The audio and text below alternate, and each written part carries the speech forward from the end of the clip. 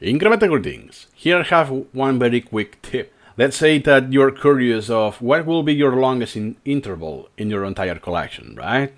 I don't know. But how can I look for it? Very easy. So you just open the browser with your entire collection. So select View and All. Then you want to filter by... Perhaps this is not needed because you don't want topics, right? Only items. So if you have a large collection, as I do, you can also use View and Items. And now you just order by interval here. Look at that. My longest interval is almost 3,000. Let me see.